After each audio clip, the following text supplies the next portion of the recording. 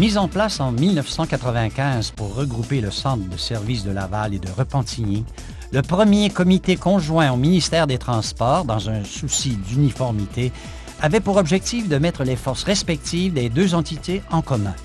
En 2002, le comité a traversé un événement tragique qui a renforcé sa volonté d'accomplir son mandat avec encore plus de rigueur, tout en renforçant les mesures de prévention, en particulier lors d'interventions de surveillance routière. Même si certains sujets soulèvent un peu plus de discussion en mettant en profit l'interaction entre ses membres, le comité conserve depuis 15 ans son esprit paritaire dans le respect de tous. Suite à la fusion, il s'est doté de structures de fonctionnement et de suivi en matière de prévention qui ont servi d'exemple dans d'autres régions. Les opérations sur les chantiers font parallèlement l'objet d'une surveillance rigoureuse pour permettre aux employés de travailler dans un milieu sain et sûr.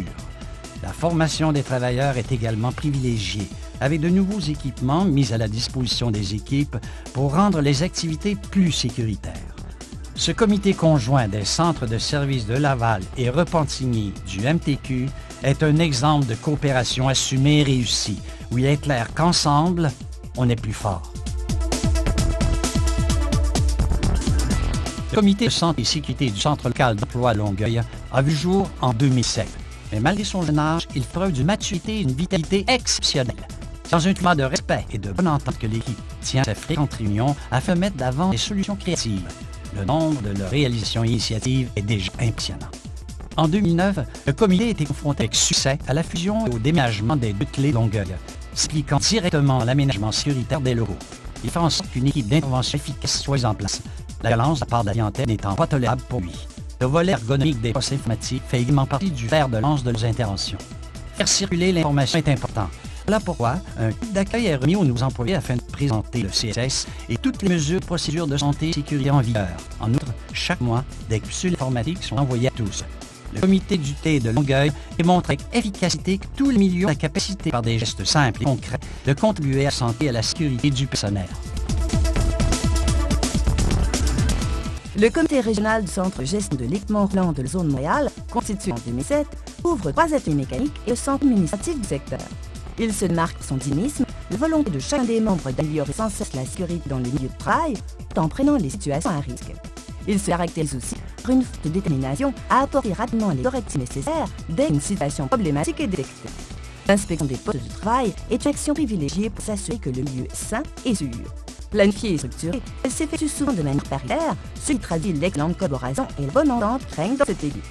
À l'écoute des travailleurs, les membres du comité sont toujours en contact régulier avec eux afin de discuter des problématiques rencontrées et recevoir leurs suggestions. Ils veillent à leur donner une formation adéquate et sensibilisent sur l'importance d'une prise en charge personnelle, par exemple avec le port des équipements de protection individuelle. Il est également très créatif lorsqu'il s'agit d'améliorer l'outillage mis à la disposition des mécaniciens ou de bonifier les méthodes de travail. Sans contredit, la ferveur des membres en matière de santé et sécurité est palpable jour après jour. C'est ce qui fait la force de ce comité de la zone de Montréal du CGR.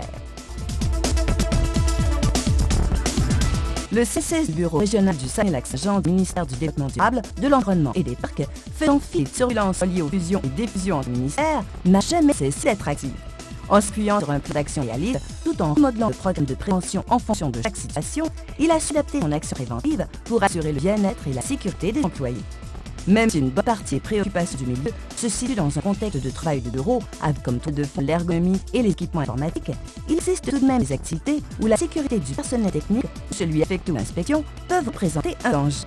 Ainsi, le comité attache un point particulier à la protection des travailleurs face aux matières dangereuses au laboratoire ou sur terre. Il voit également que les équipes d'inspection et d'intervention d'urgence entrent en action selon des méthodes sécuritaires avec des équipements de protection individuelle adéquats et une formation adaptée. Si le CSS Saguenay-Saint-Jean a pu garder le cap en permettant d'améliorer les conditions sécuritaires de travail des employés, c'est grâce à la compétence, la persévérance et l'esprit d'équipe de ses membres. L'APTAP, pour son hommage à un bâtisseur, volet comité de santé et de sécurité catégorie bureau, est fier de souligner le travail des CSS ex-aequo, du Bureau régional du Saguenay-Lac-Saint-Jean du MDDP et du Centre local d'emploi de Longueuil du MES pour leur parcours similaire et digne de mention santé et sécurité.